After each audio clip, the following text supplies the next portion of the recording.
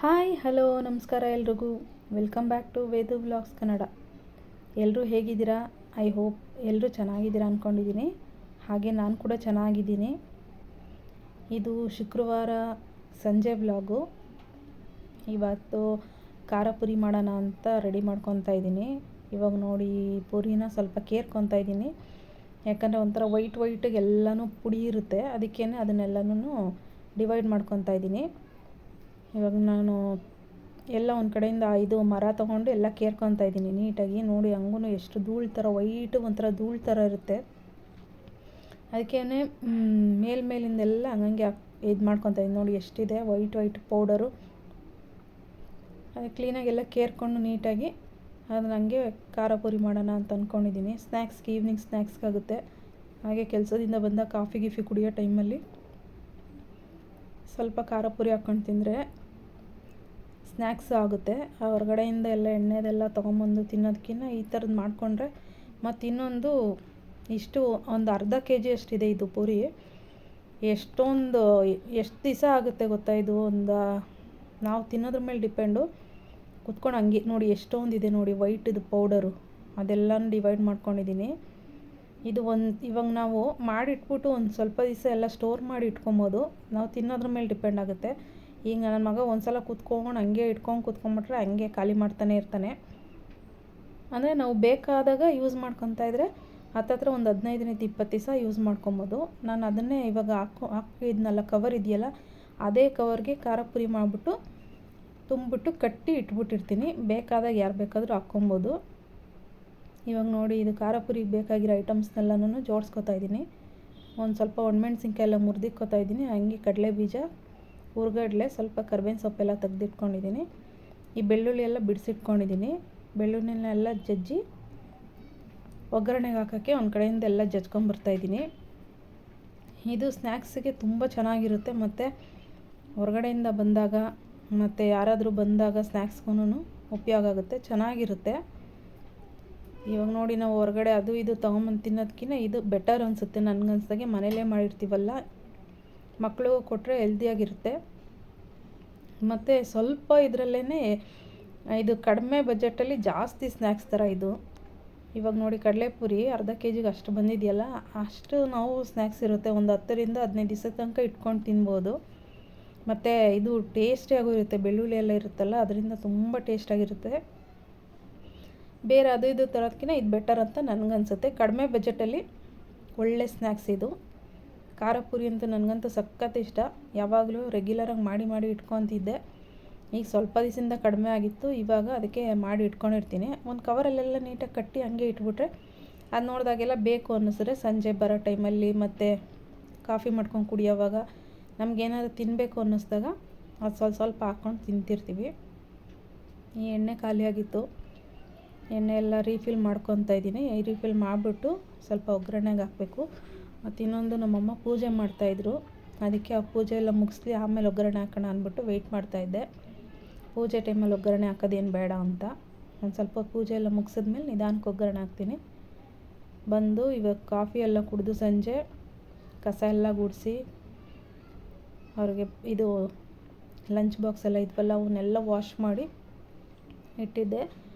ಇವಾಗ ಅಮ್ಮ ಪೂಜೆ ಮಾಡ್ತಾಯಿದ್ರು. ಇವಾಗ ಅವ್ರದ್ದೆಲ್ಲ ಪೂಜೆ ಮುಗೀತು. ನೋಡಿ ಇವನ್ನೆಲ್ಲ ಯೂಸ್ ಮಾಡ್ತಾಯಿದ್ದೀನಿ. ಬೆಳ್ಳುಳ್ಳಿ, ಕರ್ಬೇವಿನ ಸೊಪ್ಪು, ಕಡಲೆ ಬೀಜ, ಹುರ್ಗಡ್ಲೆ, ಒಣಮೆಣ್ಸಿನ್ಕಾಯಿ, ಜೀರಿಗೆ ಸ್ವಲ್ಪ, ಅರಿಶಿನ ಪುಡಿ ಸ್ವಲ್ಪ, ಸಾಸಿವೆ, ಅಚ್ಕಾರದ ಪುಡಿ ಹಾಕ್ಕೋಬೇಕು. ರುಚಿಗೆ ತಕ್ಕಷ್ಟು ಉಪ್ಪು ಹಾಕ್ಕೊಂಡು, ಮತ್ತು ಕೊಬ್ಬರಿ ಇರುತ್ತಲ್ಲ, ಕೊಬ್ಬರಿನೂ ಕಟ್ ಮಾಡಿ ಹಾಕ್ಕೊಬೋದು.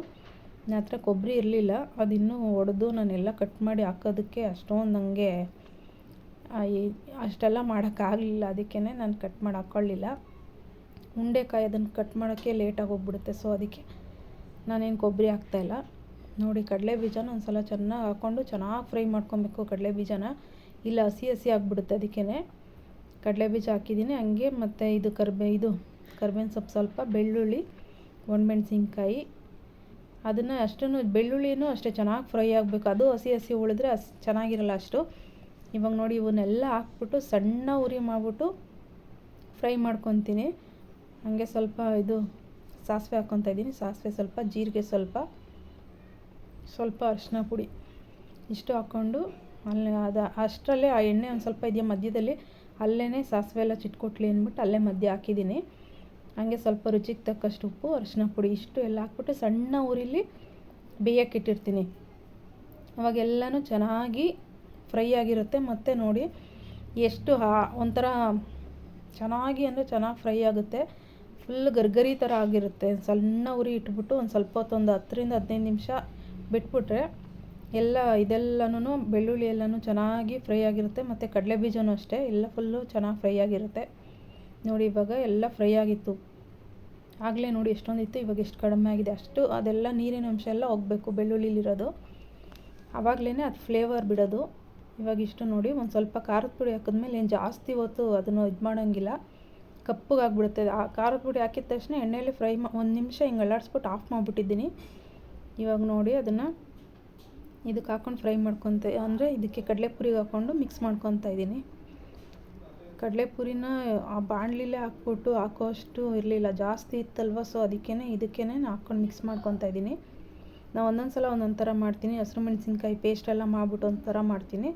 ಇದು ನಾರ್ಮಲಾಗಿ ಮಾಡೋ ಥರ ಮಾಡ್ತಾಯಿದ್ದೀನಿ. ಇನ್ನೊಂದಕ್ಕೆ ನಾನು ಹಸಿರು ಮೆಣಸಿನ್ಕಾಯಿ ಪೇಸ್ಟು, ಬೆಳ್ಳುಳ್ಳಿ ಸ್ವಲ್ಪ ಅದನ್ನು ಫೈನಾಗಿ ಅಂದರೆ ಒಂದು ತರ್ತರಿಯಾಗಿ ಅದನ್ನು ಎಲ್ಲ ಇದು ಮಾಡ್ಕೊಂಡು ರುಬ್ಕೊಂಡು ಮಾಡ್ತೀನಿ. ಇದು ನಾರ್ಮಲಾಗಿ ಮಾಡೋ ಥರ ನೋಡಿ. ಇವಾಗೆಲ್ಲ ಮಿಕ್ಸ್ ಮಾಡಿ ಇಟ್ಟಿದ್ದೀನಿ. ಚೆನ್ನಾಗಿರುತ್ತೆ ಮಾತ್ರ. ಮಿಕ್ಸ್ ಮಾಡಿಬಿಟ್ಟು ಒಂದು ಸ್ವಲ್ಪ ಹೊತ್ತು ಆರಕ್ಕೆ ಇಟ್ಬಿಟ್ಟು ಆಮೇಲೆ ಒಂದು ಕವರ್ಗೆ ಹಾಕ್ಬಿಟ್ಟು, ಇವಾಗ ನಾನು ಕಡಲೆಪುರಿ ತಂದಿದ್ನಲ್ಲ ಅದೇ ಕವರಲ್ಲೇ ಹಾಕ್ಬಿಟ್ಟು ಕಟ್ಟಿಟ್ಟಿರ್ತೀನಿ. ಅದನ್ನು ಕಟ್ಟಿಟ್ಬಿಟ್ಟಿದ್ರೆ ಅಲ್ಲಿ ನೋಡ್ತಾ ಇರ್ತಾರಲ್ಲ, ಯಾವಾಗ ಬೇಕಾದ್ರೂ ಅವ್ರು ತಿನ್ಕೊತಾರೆ. ನಮ್ಮ ಮನೇಲಿ ಅದಕ್ಕೆ ಸ್ವಲ್ಪ ಈರುಳ್ಳಿನ ಕಟ್ ಮಾಡಿ ಹಾಕ್ಕೊಂಡು ತಿಂತಾರೆ. ಅದಂತೂ ತುಂಬ ಟೇಸ್ಟಿಯಾಗಿರುತ್ತೆ.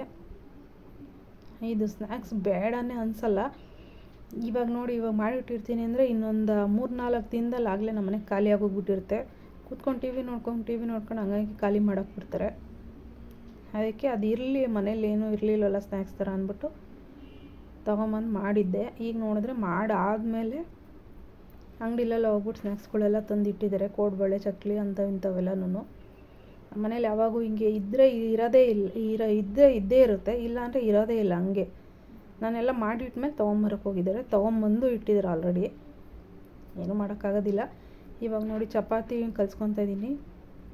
ಚಪಾತಿ ಇಟ್ಟು ಇವಾಗ ನೈಟು ಇವತ್ತು ಡಿನ್ನರ್ ಇದೇನೆ, ಚಪಾತಿ ಮತ್ತು ಮೊಟ್ಟೆ ಪಲ್ಯ ಮಾಡೋಣ ಅಂತ.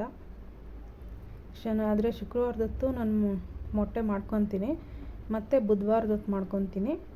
ಮಂಗಳವಾರ ಮಾಡಲ್ಲ, ಮತ್ತು ಭಾನುವಾರ ಮಾಡ್ಕೊತೀವಿ ಅಷ್ಟೇ. ಈ 3 ದಿನ, ಶುಕ್ರವಾರ, ಬುಧವಾರ, ಭಾನುವಾರ, ಈ 3 ದಿನದಲ್ಲಿ ನಾನು ನಾನ್ ವೆಜ್ಜು, ಈ ಮೊಟ್ಟೆ ಇವೆಲ್ಲನೂ ಯೂಸ್ ಮಾಡ್ಕೊತೀನಿ. ಇನ್ನು ಮಿಕ್ಕಿ ದಿವಸ ನಾನು ಯಾವತ್ತೂ ತಿನ್ನೋಕ್ಕೆ ಹೋಗೋದಿಲ್ಲ. ನೋಡಿ ಇವಾಗ ಸ್ವಲ್ಪ ಎಣ್ಣೆ ಹಾಕ್ಬಿಟ್ಟು ಚೆನ್ನಾಗಿ ನಾದ್ಕೊಬೇಕು. ಹಸಿಟ್ಟನ್ನ ನಾದ್ಕೊಂಡು ಒಂದು ಕಡೆ ಒಂದು 10 ನಿಮಿಷ ಬಿಟ್ಬಿಟ್ರೆ ಅದು ಚೆನ್ನಾಗಿ ನೆಂದ್ಕೊಂಡಿರುತ್ತೆ.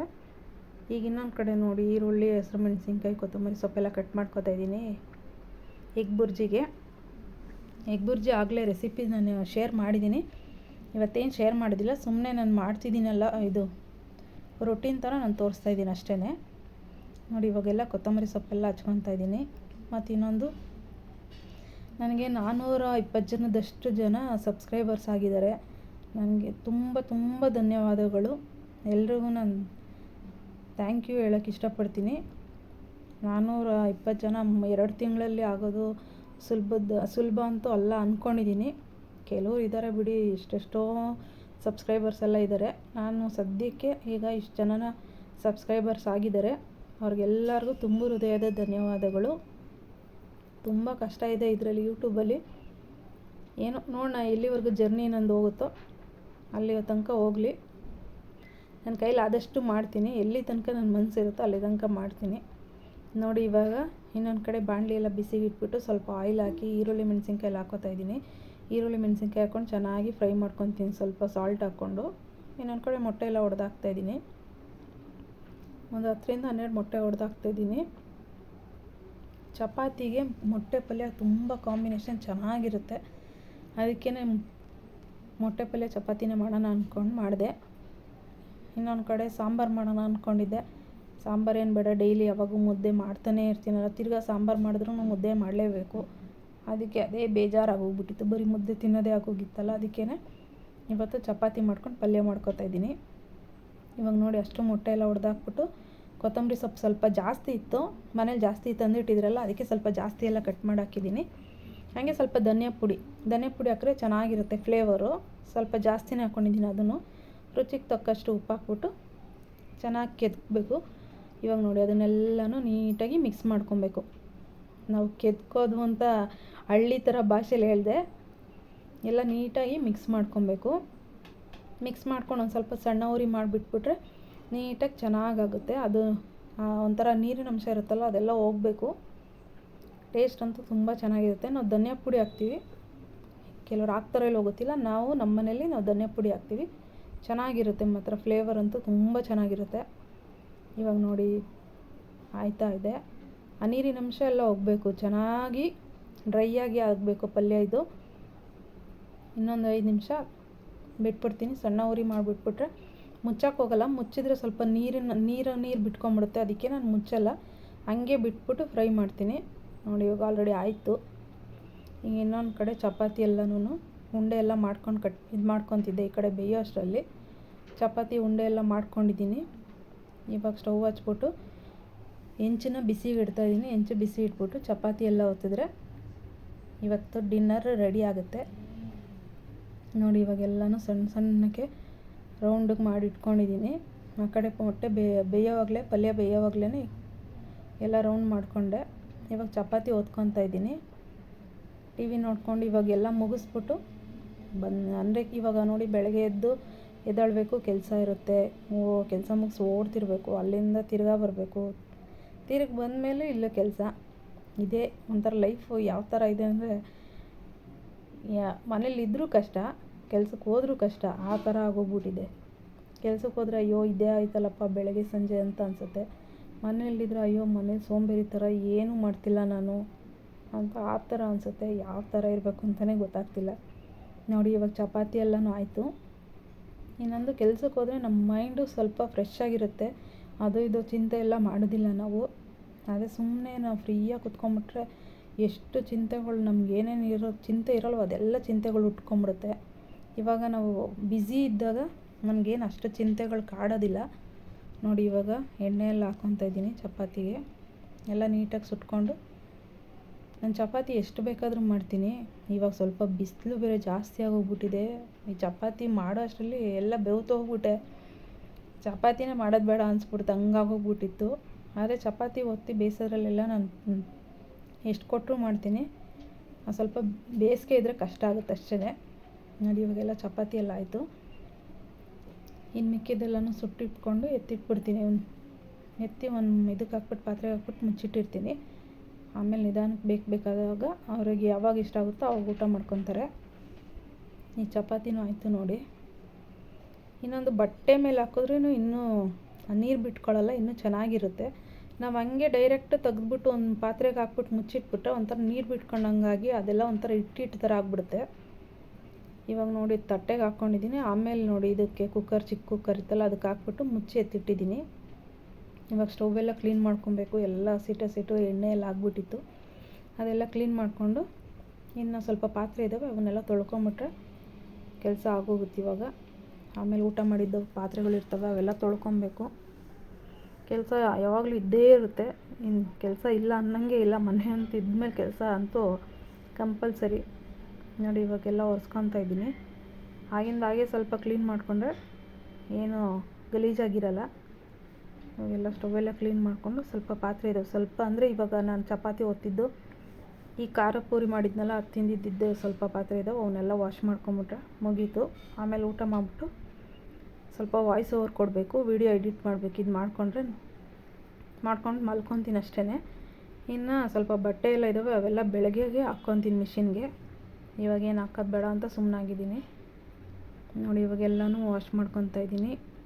ನಾನು ಇದರಲ್ಲೇ ಈರುಳ್ಳಿ ಎಲ್ಲನೂ ಕಟ್ ಮಾಡ್ಕೊಳ್ಳೋದು, ಹಾಗೆ ಇದರಲ್ಲೇ ಚಪಾತಿನೂ ಒತ್ತೋದು. ನಾನು ಮಣೆ ಯಾವುದು ಬೇರೆ ಇಟ್ಕೊಂಡಿಲ್ಲ. ಇದು ಚೆನ್ನಾಗಿದೆ, ಎಲ್ಲನೂ ಹಚ್ಚಿಟ್ಕೊಳ್ಳೋಕ್ಕೂ ಚೆನ್ನಾಗಿದೆ ಮತ್ತು ಚಪಾತಿ ಮಾಡೋಕ್ಕೂ ಚೆನ್ನಾಗಿದೆ ಇದು ಮಣೆ ಅಂತೂ. ನಾವು ಒಂದು ಸಲ ಎಲ್ಲ ಐಟಮ್ಸು ಕಟ್ ಮಾಡಿ ಒಂದೊಂದು ಕಡೆಗೆ ಇಟ್ಕೊಂಬಿಟ್ರೆ ಅದ್ರ ಫುಲ್ ಆಗೋಗುತ್ತೆ. ಉದ್ದಕ್ಕಿದೆ ಮಣೆ, ಚೆನ್ನಾಗಿದೆ ನೋಡಿ. ಇವಾಗ ಇನ್ನು ಮಿಕ್ಕಿದ ಪಾತ್ರೆ ಇದ್ದಾವೆ ಅವನ್ನೆಲ್ಲ ತೊಳ್ಕೊಂಡು ನನ್ನ ಮಗನಿಗೆ ಎಕ್ಸಾಮ್ ಬೇರೆ ಇದೆ, ಅವನಿಗೂ ಓದು ಅಂತ ಹೇಳಿ ಕೂರಿಸಿದ್ದೀನಿ ಓದ್ಸೋಕ್ಕೆ. ಹಂಗೂ ಹೋಗ್ಬಿಟ್ಟು ಚಪಾತಿ ಮಾಡಿದ್ರು ನೂಡಲ್ಸ್ ಎಲ್ಲ ತೊಗೊಂಬಂದು ತಿಂತಾಯಿದ್ದ.